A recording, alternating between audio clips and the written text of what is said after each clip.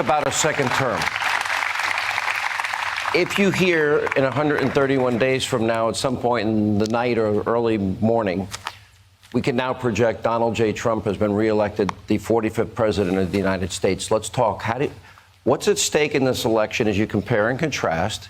And what are your top priority items for a second term? Well, one of the things that will be really great, you know, the word experience is still good. I always say talent is more important than experience. I've always said that. But the word experience is a very important word. It's a very important meaning.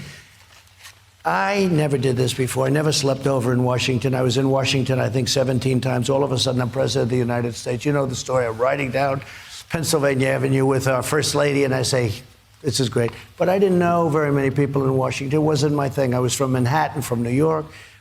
Now I know everybody. And I have great people in the administration.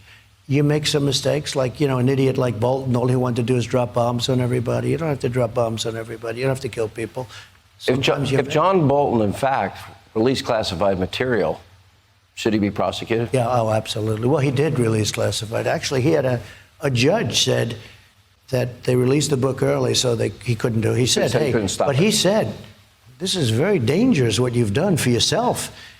And also, any money that you made, that's, you know, good luck. This was a very powerful opinion that we had. No, he's sort of a sick guy. There's something wrong with him.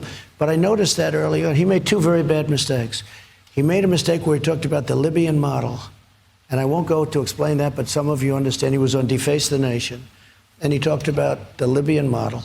I said, that's a disaster, because you know why. And the other thing, he said, going into Iraq was a good thing. I said, okay, John, but now you know it wasn't, right?